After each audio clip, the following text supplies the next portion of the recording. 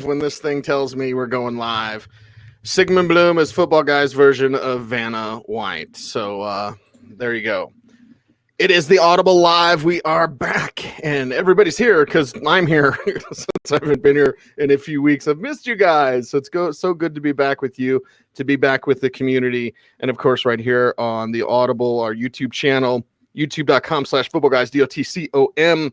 Make sure to like, comment, subscribe, and share this video to help us beat those YouTube, Google overlords who just want to promote corporate shows and not independent creators such as all of us. So before we jump into the injury rounds with Dr. Jene Bramel, first, Bloom, a game update. Yeah.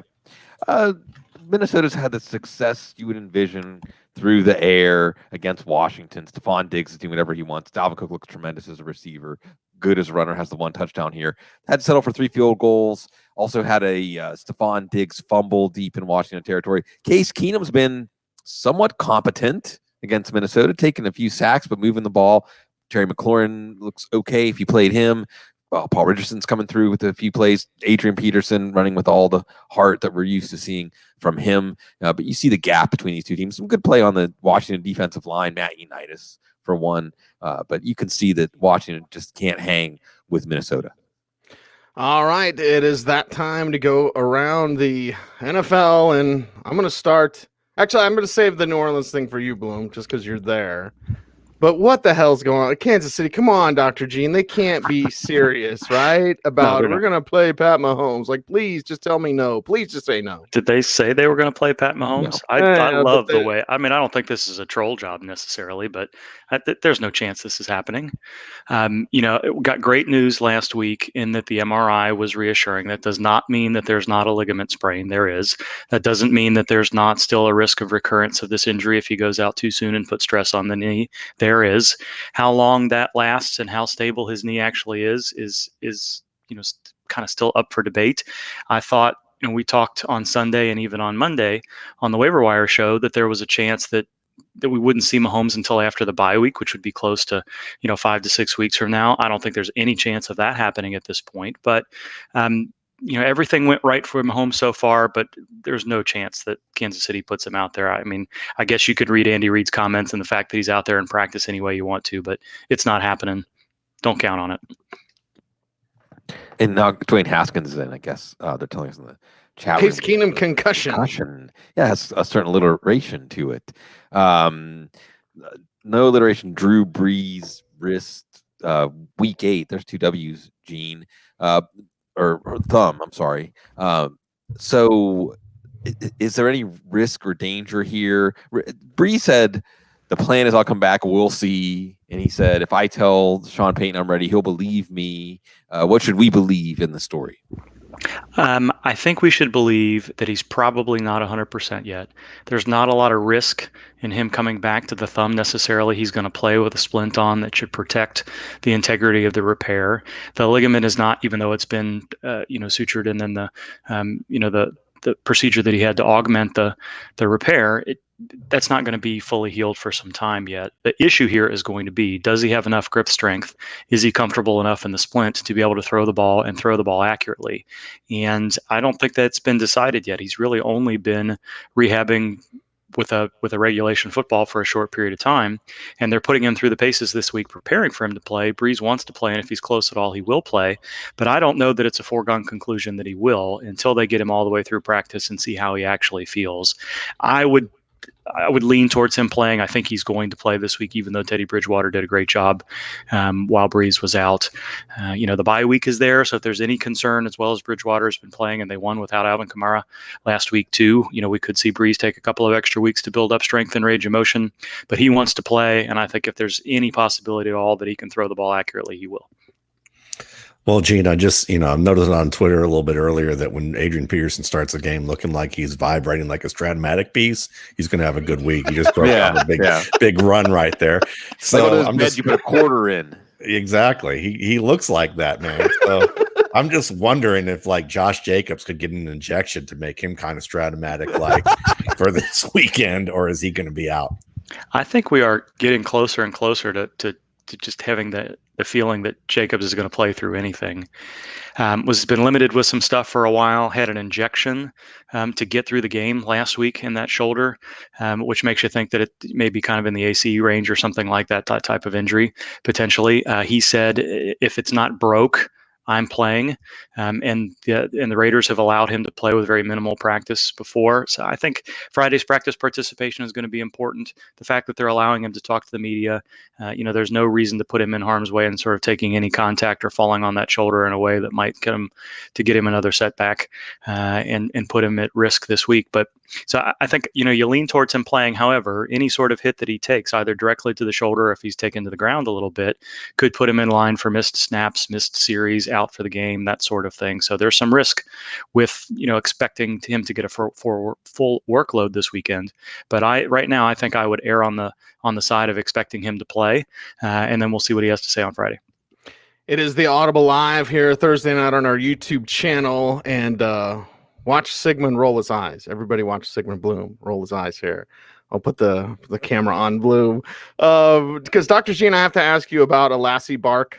I explained that on our preview show. Yeah, where if you're a beat writer, and we won't name any names, or maybe will, but if you're a trusted beat writer and you say something, let's say about Josh Gordon, that maybe sounds like you know some things, but you can't say those things. That's a Lassie bark. And I do it certainly with the Broncos stuff that I can't say, but I might put something out there like, okay, you should be thinking about this.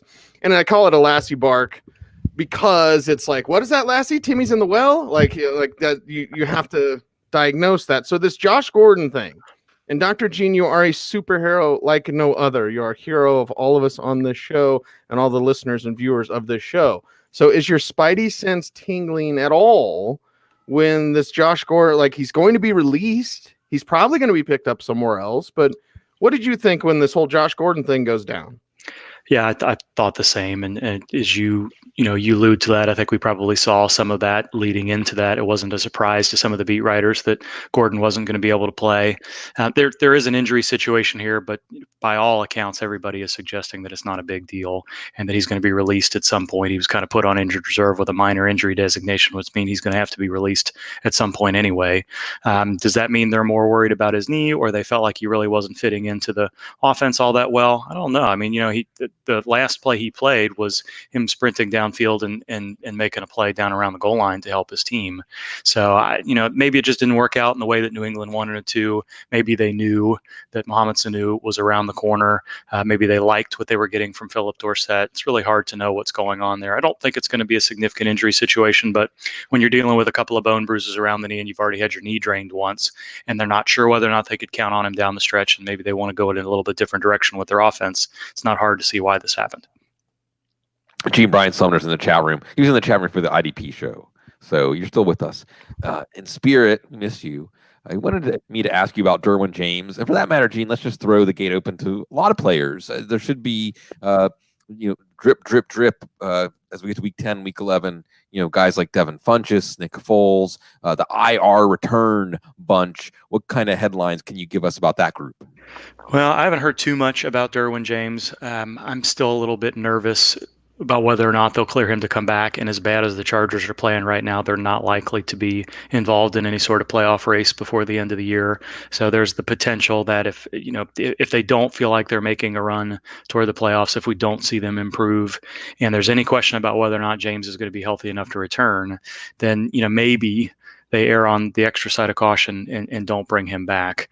I don't know that there's a lot of headlines. We did hear that Nick Foles is back practicing. Devin Funchess isn't quite ready to do so yet. The name that I didn't bring up in the Josh Gordon situation there, the name that sort of caught your eye last week was N'Keal Harry as a player that may provide some of that role there, and knowing that the injury he had really wasn't a long-term situation, he should be pretty close to getting into condition and ready to play pretty shortly.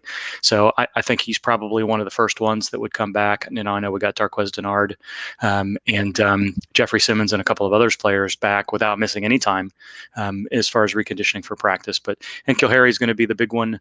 There are some other players that we'll watch for, just sort of scrolling through here and see if anybody catches my eye. I'm not sure that I don't think we're going to see John Ross back necessarily. A lot of these players, we got some not so good news from San Francisco about Jalen Hurd. And Trent Taylor this week as well. Maybe a David Njoku comes back in a little while. Jay Sternberg was already cleared to return. Probably going to see players at other positions come back to the teams rather than a lot of skill position players at this point.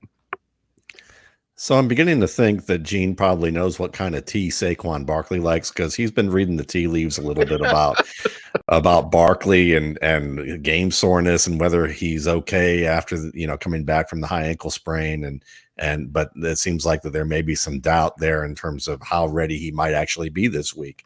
So Gene, tell us what's going on with those tea leaves. Yeah, I mean, I had some doubt.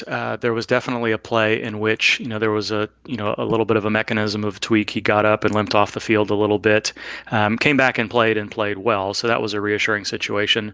The Giants sort of billed his limited practice on Wednesday as game soreness, which makes sense because he came back and played a lot of snaps and had a lot of touches. But I wasn't ready to kind of commit to that, meaning that there wasn't maybe a little bit of an aggravation that happened until he was back to a full practice, which he did on Thursday. So as long as there's nothing unexpected on the practice report tomorrow, on Friday, last week we went limited full. Essentially, he did a little bit more on Wednesday than that, but it was a full practice on Thursday and a full practice on Friday. If that happens again tomorrow, I wouldn't have any concern at all about expecting him to get his usual 20 plus touches.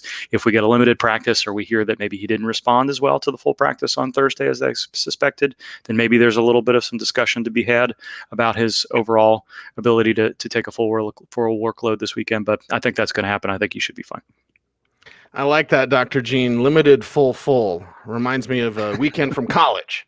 So there you go. Limited full. It's the injury rounds with Dr. Jene Bramel. You can follow him on Twitter at Jene Bramel and check out his work at footballguys.com. And it looks like Sammy Watkins is good to go. Thoughts? I know you're doling out fantasy advice now, Dr. Gene. That's what I heard. Aaron Jones, leading receiver. Jones, leading receiver. Sammy Watkins, leading receiver. No, I don't know about that. I don't think I'd go that far.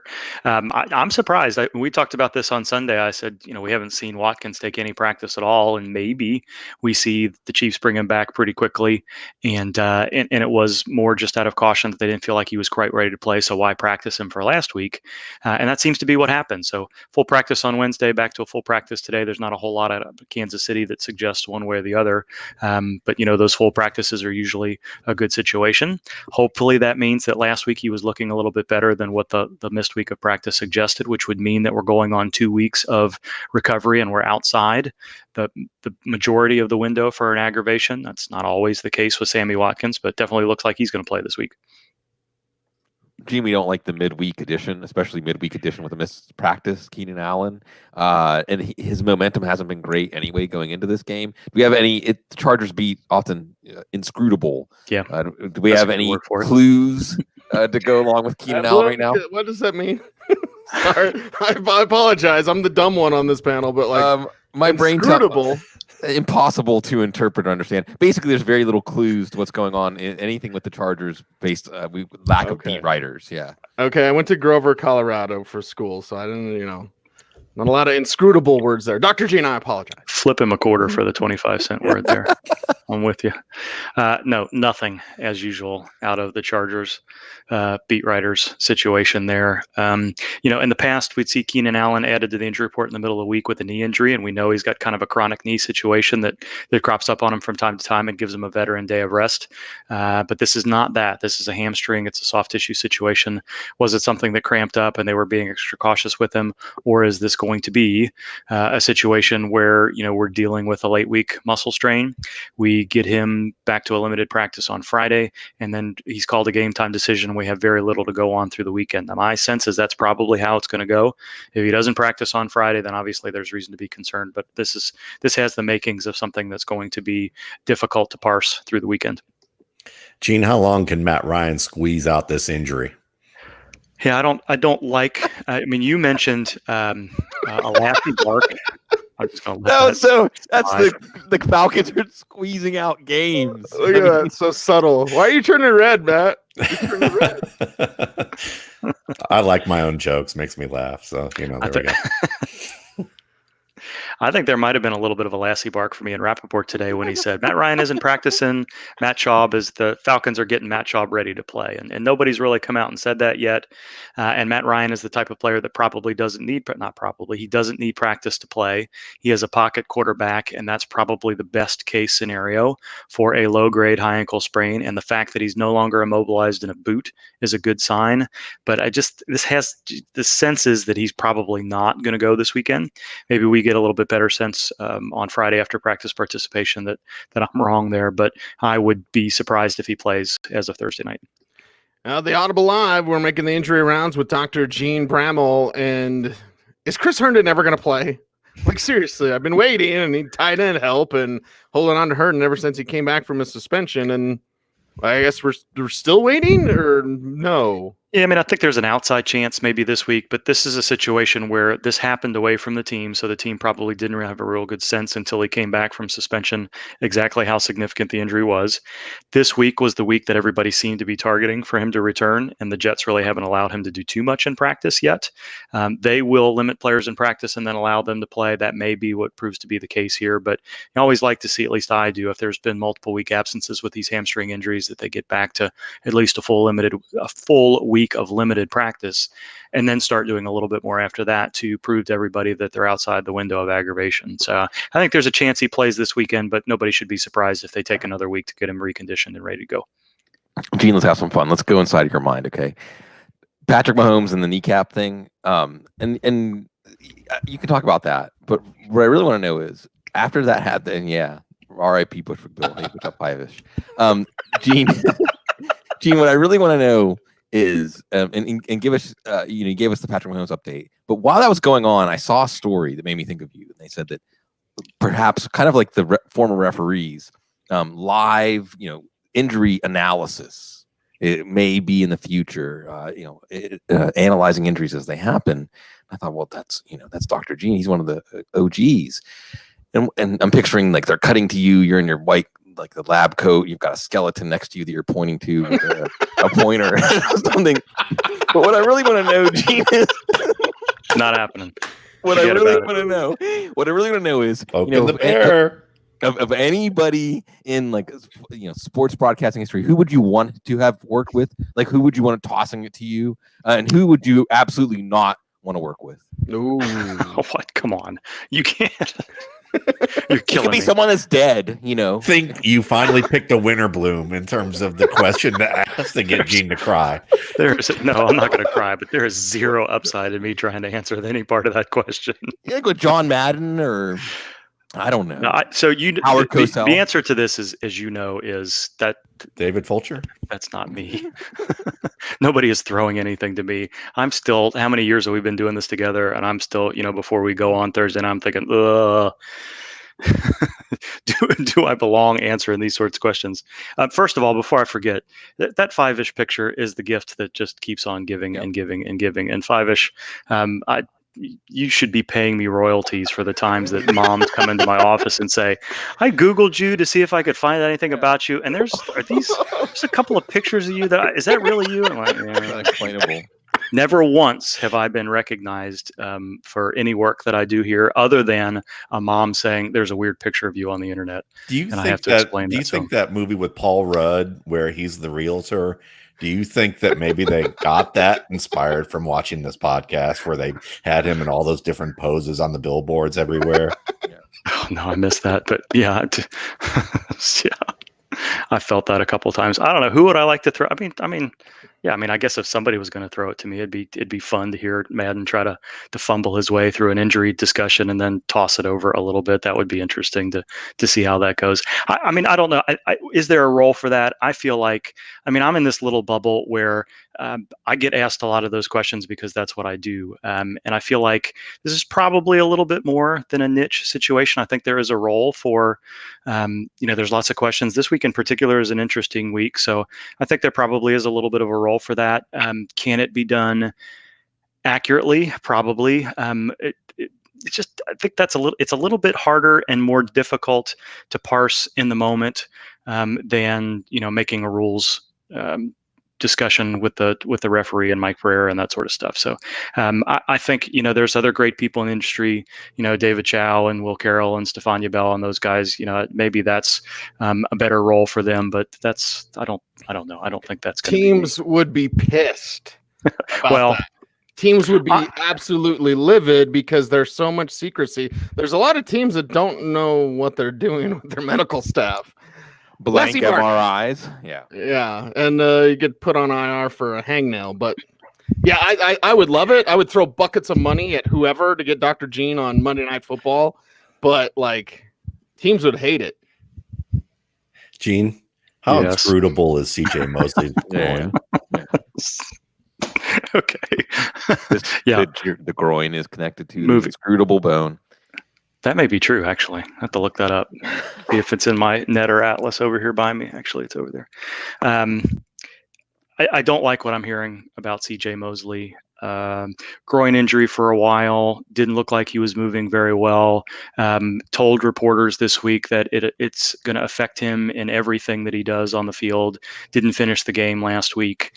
The initial thought on Monday from Adam Gase was he's just having a little bit of soreness. They're working through it. But when you see a player not finish a game, even a situation, a blowout against New England, and then really not being able to practice the last couple of weeks, you kind of err on the side, especially when the player tells you he's not right. This looks like it's going to extend to another few week absence. And, whether or not it's even more than a groin injury. We talked about on Sunday, when you hear groin, abdomen, hip, anything in that range, and we didn't see a specific injury, and it lingers and lingers and lingers in the same way that you'd be a little bit worried about a core muscle injury with Deshaun Jackson and what's been going on with his, quote, abdomen injury. You wonder if the same thing is going on with the groin injury. A little bit less likely because of the way in which the injury happened, probably, and the fact that in the way they rehabbed him. But it wouldn't be a shock to hear that this becomes, another 4 to 6 week situation before he's back. Hopefully, that's not the case, though. Gene, I want to barge in really quick. Sorry, Cecil. What do you think it means when they said we're doing a deep dive to find out if this is more than the groin, or how could you even make sense out of a statement like that about an injury? I don't think you can really, and I don't really want to be inside the mind of Adam Gase at all. Tacos. But what I think that means is this is not a simple situation. Groin pull is fairly obvious. Right. So it's more than a groin pull. Is there something else going on than, a adductor muscle strained or something like that? It just makes you think that, something isn't going as we expected it to. So we need to take a second look at it. And maybe unlike, we didn't get a discussion about a specialist visit like we did with Marcel Darius, who went to Philadelphia for core muscle repair this week or not. But you just kind of wonder if something like that is in the future for him. All right, the Audible Live continues. Looks like I've got time for one more round with Dr. Jene Bramel and Dr. Gene. Sterling Shepard with those 2 concussions. We don't need to see him anytime soon, and he's missed time anyway. But it's they keep saying he's working on it and he'll be close. It's he had 2 concussions in 5 weeks, man. We don't need to see Sterling Shepard this year. Yeah, and I think that's what we're kind of picking up from the Giants is that, he's been limited in practice for going on at least a couple of weeks now. He is probably, my reading of this is he's probably symptom free, and they are making absolutely certain that there's nothing to be concerned about in terms of, some subtle symptoms before they put him back on the field, and they may even be a little bit more cautious than that. We see players have multiple concussions in the same year from time to time. This is 2 of the closest together we've seen in a while. So, my general feeling is, you can count on an average of 8 to 10 days for the first concussion in the NFL right now, the first concussion of a year. Some players, a number of them will come back within a week. Many more of them than was the case 3 or 4 years ago are going to take an extra week through the protocol to recover. Teams are not pushing players through in 4 to 5 days as quickly, or as often rather, as they have in the past. And those players that have had 2 concussions in the same year, it's absolutely a minimum of 2 weeks. It has been from the medical staffs around the league, and many of them have been kind of in the 3 to 4 week range, as they almost take them through the protocol a week at a time rather than a day at a time. So the tone from the Giants beat writers just kind of suggests that Shepard is okay symptomatically right now, but I think one of them wrote today that they're trying to save him from himself, so to speak, which means that they're just taking a little bit extra time because they, do anything they can do to make sure that they don't bring him back soon and have another set of symptoms stacking on top of each other. Will he be cleared to play again this year? I would think that would be the case. In fact, you'd be kind of surprised if you didn't see him next week. But I think this is just kind of the way the league is planned to do things. Most of the medical staffs where they're just going to give players a lot of extra time with the second concussion in the same year. Gene, are we going to look back at David Johnson's adventure the last couple of weeks as a hiccup, or is this a sign that this season might be going south for him? I don't think so. I think one of the things, for whatever it is to be said about David Johnson, I felt like Cliff Kingsbury had been fairly straightforward with injuries, but this business last week, and play not play, I'm not concerned about that necessarily, but to say that Chase Edmonds was going to, or David Johnson was going to spell Edmonds early. Well, Johnson started. And then to sort of see how he looked on that first carry to suggest that he was healthy enough to play and they didn't need to bring anybody off the practice squad at all. He couldn't move on either one of those two plays. So just kind of odd to see how that went. And maybe something happened in pregame warmups and he did end up looking better on Friday and Saturday. But my takeaway here is I think we have to be, or at least I'm going to be a lot more careful in reading how Cliff Kingsbury talks about injuries. Is this going to linger? Well, I went back again and David Johnson was in the 2-minute drill at the end of the game when they closed out the game the week before and looked fine doing so. And then by Wednesday, he was listed on the injury report with an ankle. So did something happen that we weren't aware of? I just didn't see anything there. And then for this to be a 2 or 3 week ankle injury is a little bit odd. And then there's still that back thing that he had mixed into the mix here as well. But Cardinals signed 2 running backs this week. Johnson hasn't practiced through Thursday. There's pretty much no chance of him playing. Hopefully that means it'll be a 3-week recovery here. We did very little and then just took a couple of snaps last week and then no practice this week. And hopefully he's back from there. So ask me that question again next week and I think we'll have a better sense of how worried we need to be for him through the second half of the season.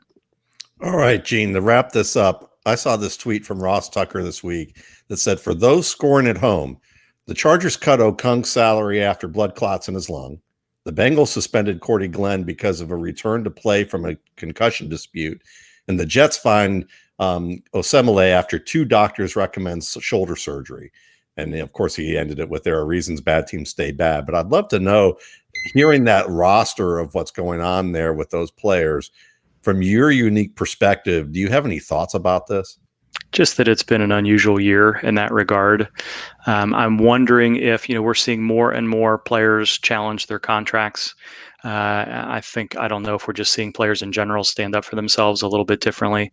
The Jets situation is bizarre, really bizarre from start to finish. It doesn't really seem like, as we get more information about this, that there's really any leg for them, the Jets, to stand on at all, to say that Osemele shouldn't be having surgery based on what we've seen so far. The Cordy Glenn issue was interesting too. It's just so many things that have come up this year that you wonder whether this is, just kind of a few things stacking on top of each other. It's the beginning of a larger trend where players are going to take, 5 years ago, we started saying we're seeing players seek out specialists rather than having the team doctor themselves do the surgeries, and they are all more than capable of doing so. But players are going to, X surgeon for foot injuries and Y surgeon for core abdominal stuff. And, we saw Drew Brees take a number of opinions and then go to the foremost authority right now for those type of thumb procedures. And I'm wondering if this is just kind of the latest trend in how players are responding to GPS data and whether or not they're choosing to have surgery and whether teams and coaches are pushing them to do things or not. So I guess I don't have anything specific just because it's a little bit of a touchy subject when you're not exactly sure and you don't have all the information there. Try to give everybody the benefit of the doubt, but it has been really interesting these past couple of weeks to have so many contentious situations in the medical rooms. He is Dr. Jene Bramel. You follow him on Twitter at Jene Bramel and get him a cup of water. And of course, check out his work at footballguys.com. Dr. Jene, before you go, I want to know which hair is better for me. This hair? Do you like that? My picture there? Or is this hair better? Oof. Ooh. Wow. I wasn't expecting that one. I don't know what I was expecting. That is some sort of Halloween costume. That is a senior picture. Wow. Of me. Yeah. That is something. Look at Matt. Matt's like, stop, take it off my screen. I don't know. I can't see the full hair there underneath that cowboy hat. So Okay. I'm gonna let you go with that one. All right. Well, Dr. I was Gene, we trying to appreciate share you, a brother. Paul Rudd billboard for inspiration for maybe Oh Lord. Okay, I love I you, will man. That's the I'm going to movie. amend my comment. You are more likely to see me in the booth at Monday Night Football than in a Speedo on a billboard as a realist. Will not be There you happening. go. We love Rock you, and man. roll. Dr. Gene, appreciate you, brother. Yeah, see ya. All right. There we have him. He is Dr. Jene Bramel, of course, footballguys.com. Before we jump into the hotness, Bloom, give us a game update. Field goals. Now we're up to 19-9. Just more of the same. Adrian Peterson's playing his heart out. Dwayne Haskins is in, not doing too badly. Adrian Peterson moving the offense for that last field goal. So Minnesota's just going to hold serve. Washington's going to add to their loss. Get firmly in the top 3 of the draft. All right. Speaking of the draft, Matt, woo! I am very excited. Very excited to one, show you that, but two, also that was like the 2000. That was Russell Wilson's Senior Bowl, right? I think so. I don't know. I think so. It was a while ago. But I'm excited to talk to you about Ty Johnson because everyone, DFS players are like running out. I got a cheap running back. Woo! But what do you really have here? Or is it time that J.D. McKissic does a little bit more? The matchup is there. The role is there. Ty Johnson will be that ball carrier, but will McKissic perhaps do more with a lesser role? Let's discuss your film study of Ty Johnson and just kind of this Lions backfield in general now. Sure. Let's start with that, and then I'll give my real recommendation afterwards because you look at McKissic, and certainly he has great burst. He has okay long speed at best, but he's more of a receiver scat back who isn't afraid to run between the tackles. So he's probably the more refined player at this point. But Ty Johnson has tremendous burst, tremendous long speed. He can catch the ball pretty well. And he shows some promise in terms of being able to, with certain types of cuts, and once he gets into the crease, to be able to make the safety miss. But his refinement isn't quite there yet as an all-around runner. And that's something that, we'll see if with extended looks or extended opportunities that he'll acclimate to a point where he continues to learn and grow. And obviously they felt comfortable enough with him. For one of the reasons why they cut CJ Anderson was probably that they felt comfortable enough with him and McKissic. So I think at this stage, you're going to see a split. I think it's going to remain a split. I don't think any of either Johnson or McKissic is going to beat out the other for a significantly higher workload than the other, unless one just happens to get hot during the game. If you ask me, I have this one team in a league where I basically have a lot of bench spots available in terms of players that I can kind of pick up and put down. So this week, in response to the fact that Ty Johnson and McKissic are guys who are getting the opportunity in Detroit, I've added CJ Anderson, LeGarrette Blount, and Spencer Ware, just because I think at least 2 of them got workouts this week with teams. And I would CJ not with the Raiders. Yep. Yeah, CJ did, and I know Ware did with the Cardinals. So yes.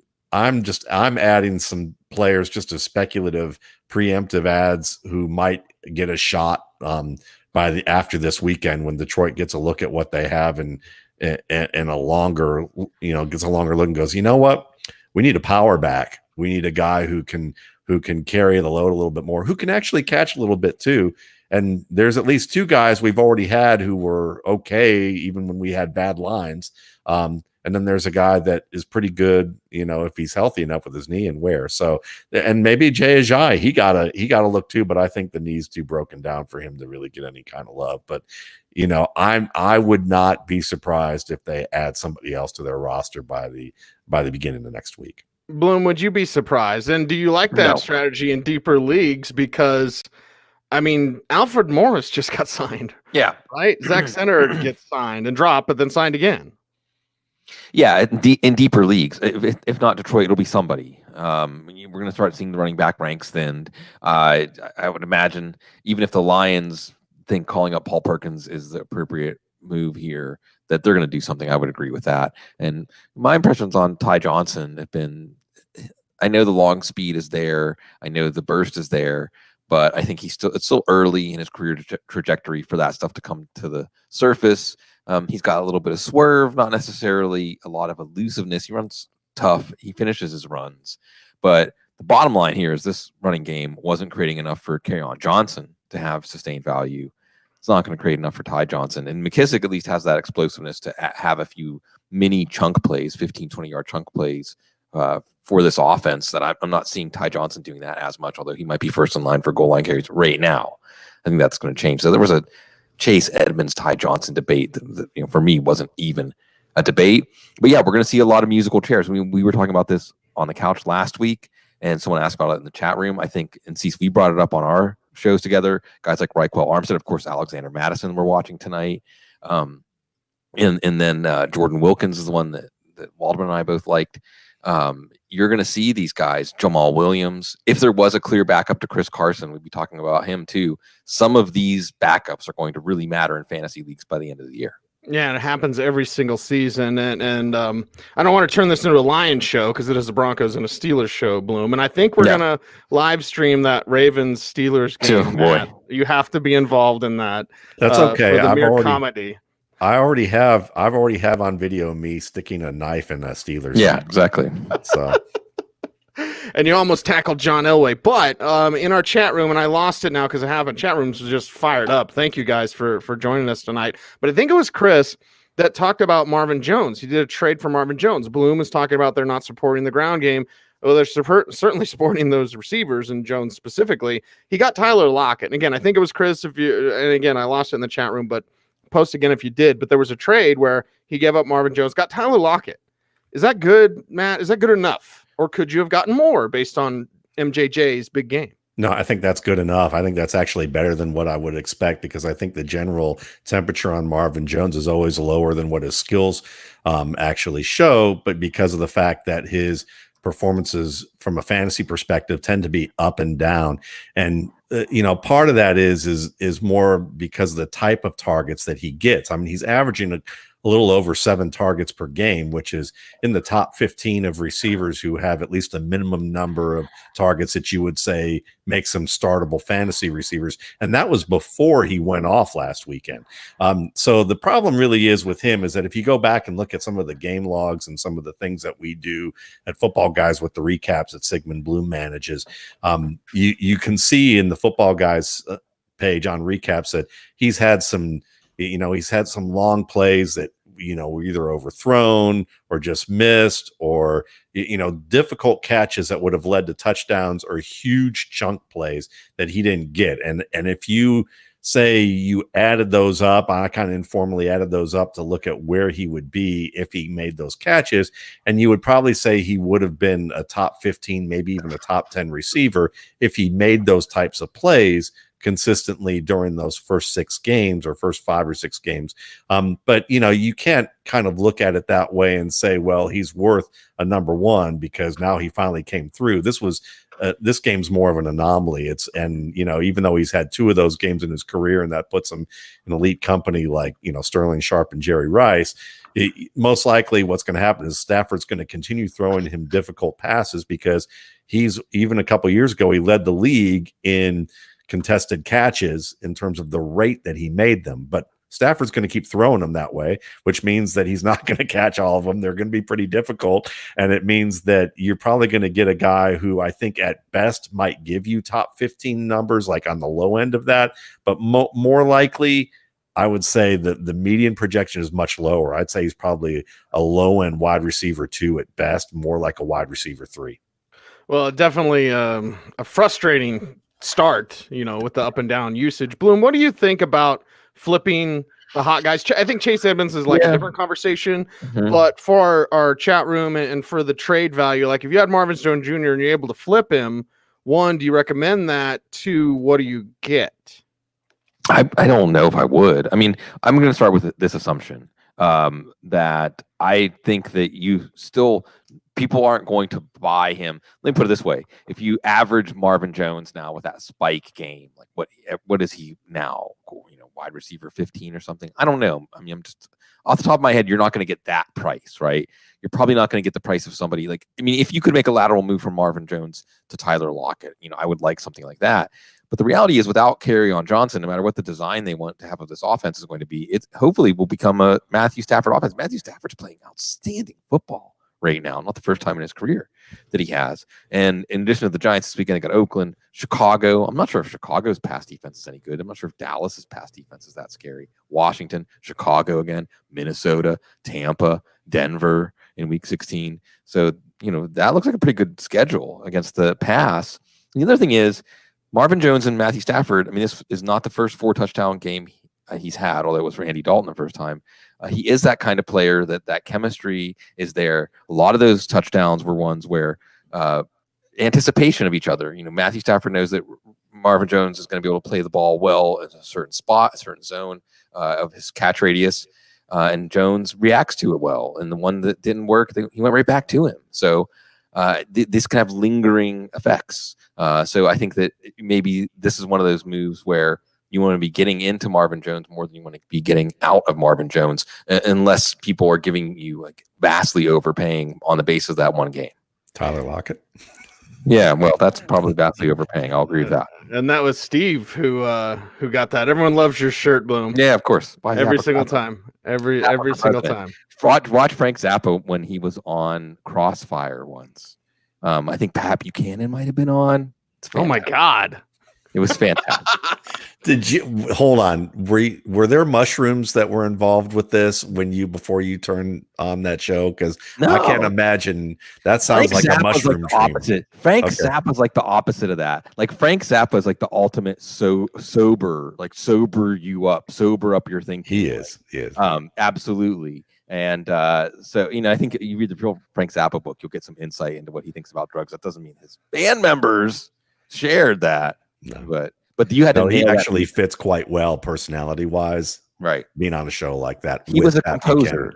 Yeah, he was a composer, and you had to nail. There was unbelievably high standards to be in his band. So it was not quite. He would really, if you go back to "We're Only in It for the Money," he was one of the only voices in popular culture lampooning hippies and the hippie ideal, and playing up the sort of phony aspects of it. So there's your Frank Zappa lesson for tonight. All right, how about a Dwayne Haskins lesson? JP Squash saying he's already in costume, pretending to be a QB. Flashbacks. Matt, what's going on here with Haskins? We also have in the chat room thoughts on Drew Lock, and I will say this: Chadler has his chance of starting. He'll start the last 2 or 3 games of the season. So look for that, but it won't be before that. And Matt, one of the reasons why, in my opinion, wink, is that he can't read the middle of the field. Wink. And he needs to work on reading the middle of the field. Wink. You understand, everybody, right? Timmy's in the well. Drew Lock can't read the middle of the field. The usage of virtual reality is something that young players can use, and hopefully Drew Lock continues to use it to learn how to read the middle of the field. Matt, thoughts on these young QBs and why some can come in like Daniel Jones, look fine, and then Dwayne Haskins takes over, and they're still not turning over to him. The Broncos aren't ready to go to Lock, even though Flacco's awful. Like, what do you think? Well, I think it's an interesting conversation. It's one that I'll shamelessly plug. One that I had this week with Russ Landy on my podcast that we're doing every other week on just Scout Talk, and why some quarterbacks are ready over than others, and kind of one of the issues. And you can go back to what Russ talked about with Carson Wentz and Jared Goff before the draft. Everyone, all the coaches, different scouts who were on both of those teams that were in the running to draft either of these quarterbacks, basically said Jared Goff by far was more ready to play right away than Carson Wentz. And I asked him, I said, well, in hindsight, that seems kind of crazy because Jared Goff played in the air raid offense, and it was a modified kind of one where now he's going directly to a West Coast scheme that's pretty difficult. And Wentz played a West Coast offense, and then, they modified the playbook a little bit to do things that he did well. how do they not see that? And he said, well, the interesting part of that is that usually as I'm watching Alexander Madison imitate Adrian Peterson and having a lot of fun watching that, I will say that, when Russ Landy answered that question, he said that teams interview these quarterbacks and show tape where they show all their mistakes and ask them to kind of talk about what they saw and why they did what they did, and work on the whiteboard and kind of quiz them on a lot of different theory. And so I think where the NFL gets it wrong is that they look at all this theory and they get wowed by players who have that Sean McVay parlor trick recall of 6 years ago on 3rd and 15 with 3:43 left, we ran a jet sweep.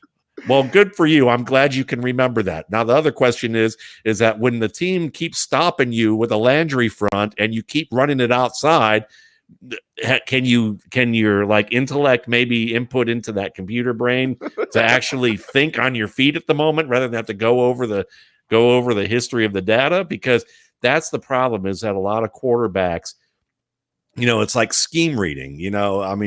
We see this with guys. I said this the other day, is that on Twitter, a lot of things is that you'll see guys who I joke around, like Dan Orlovsky. I call him a football meteorologist. Okay. He gets up there and basically does all the X's and O's and talks about all the schemes and identifies the schemes and knows them like the back of his hand.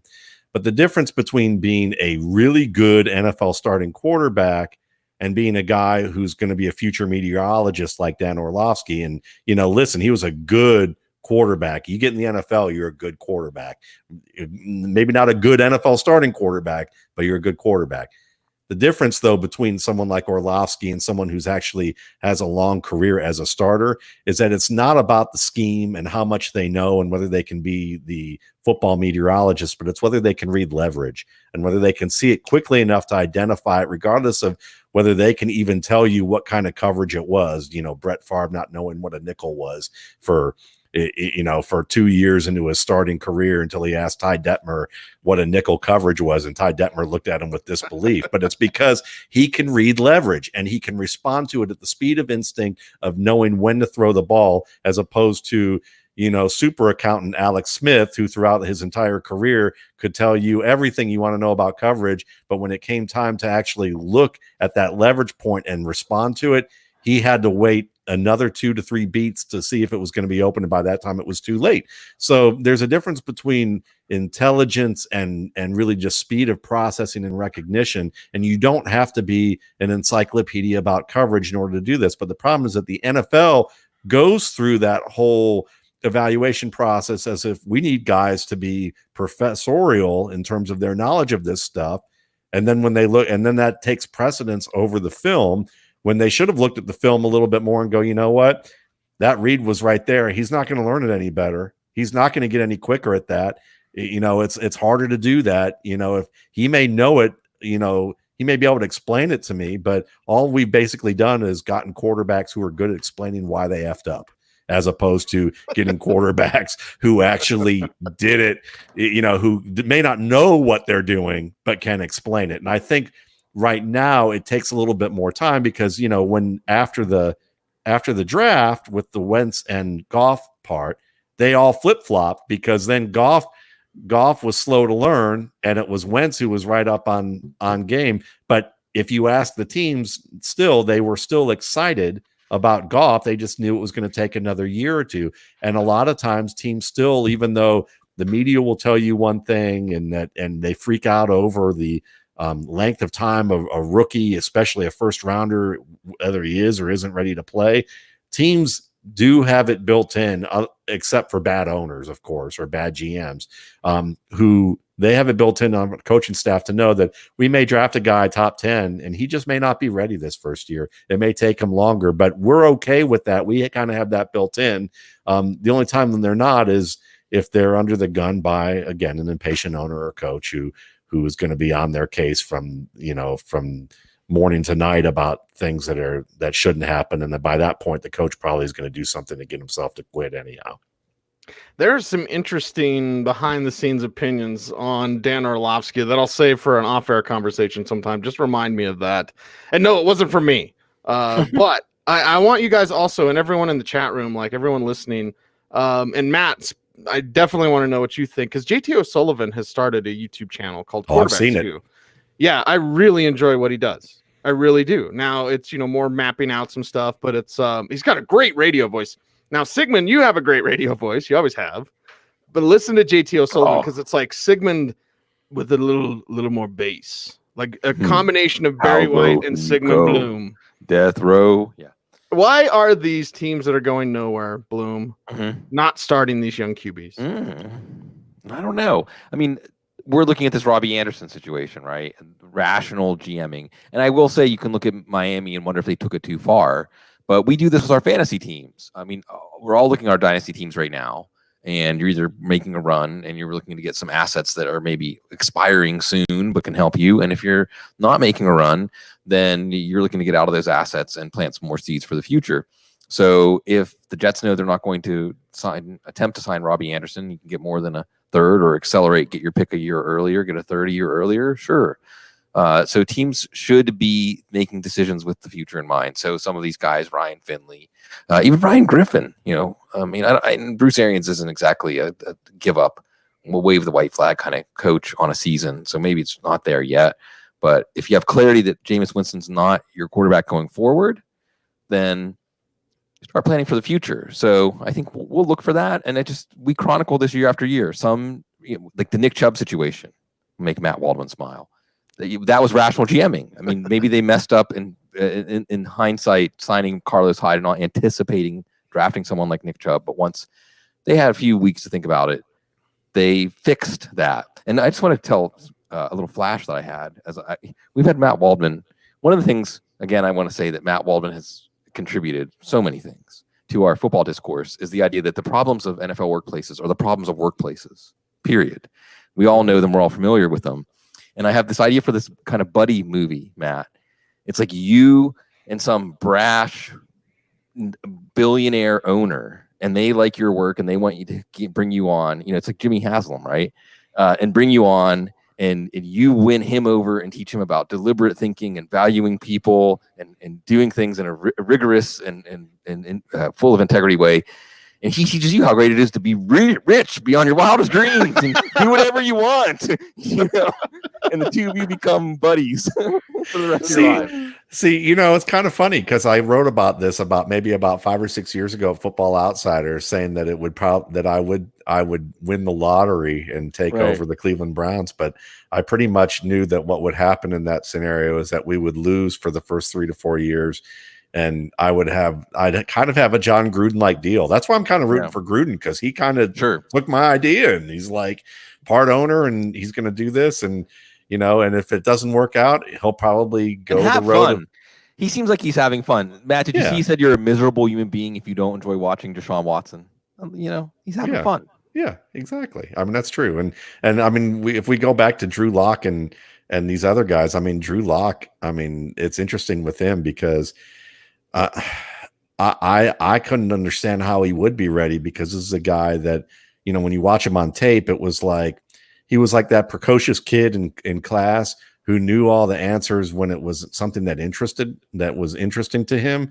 But then when he was talking in class or drawing or goofing off, and the teacher then kind of snaps him to attention and asks him a question to see if he's been listening, he isn't listening and he doesn't know the answer. And that's kind of what his play was like when he played SEC teams, where, when you could get away with all that off platform kind of sloppy drop back, kind of winging it around the field in the playground type of thing, he looked pretty good against the, team, the also ran teams. But then when he had to face Florida, Alabama, or Georgia or somebody like that, and he actually had to drop back with timing to hit his receiver on time because it was going to be tight coverage, he looked like that kid who got caught talking in class. And I think it's going to take him a little bit of time. It'll be interesting what Cecil thinks about what you've seen him. I looked at him and I thought he needs a lot of work before he gets on a field. They're letting his footwork it's like just form dancing. Like they just have the footwork. They make him follow a path, not actually clean up his footwork. And then throwing off his back foot is just like, that's all he does. Like, so he's dancing with cats. Like this is like the Bloom dancing with and cats. there's no intent on fixing that from his standpoint, because it's like, well, if I just follow this path, and he's always throwing off his back foot. And I was talking to, let's just say, someone in the know pretty high up. And I was talking to him about Jordan Love and how Love compared to Locke. Like, if you watch Jordan Love, Utah State quarterback, and Matt, I'd love to pick your brain further. We're up against it right now, so I'll keep it rather brief. But like Love, if he needs to, he can go back foot and that arm can get it there. But if it's clean, or if he's got enough time, even if he's going to get hit, he sets up properly, gets those shoulders square, steps into his throws. Like, Love is what you want Locke to be. And Locke isn't that. And he hasn't shown the ability to be that. So Brett Rippon. We'll see. We'll see. I'd rather them give Brett Rippon a shot. I wouldn't be surprised if Jake Fromm was the Broncos quarterback next year. Oh, wow. Let's just say that. So, wow. Yeah. Dropping bombs. Shallender wants to know thoughts on Deshaun Hamilton as the wide receiver 2 in Denver. Not good ones. It should be Juwan Winfrey. By the way, Wendell brings that up in the chat room. Like, it should be Juwan Winfrey. Deshaun was one of those guys like a Vincent Brown. Like, if you're a little bit banged up, he loses any sort of juice. He had barely enough juice to stay in the league, dropping too many passes. Like, he'll be the alliteration receiver. Sutton will get his 9 targets, and then Deshaun Hamilton will get 4 for 40, and maybe a touchdown or something like that. That's what he's going to do. It's not really that exciting. Yeah, that's a wrap. We'll save it there, and got to pick your brain on a bunch of stuff after the show. So we thank you guys all for watching. Chat room has been fantastic, outstanding, amazing. You guys are the greatest. And like all 3 of us, because I missing out on the show the last few weeks and now back. It's just so great to be here with you all, and you guys in the chat room, and our listening audience that interacts with us. And man, Matt, anytime I hear you on with Ross Tucker, you know what I mean? I'm like, that's my man. That's my dude. That's Matt Waldman. So it's awesome. And of course, always having fun with Sigmund Bloom as well. So follow us all on Twitter. You know what to do. You know the drill. I'm Cecil Lammey saying thanks for watching. Stay tuned and stay frosty. What's in the cup, Bloom?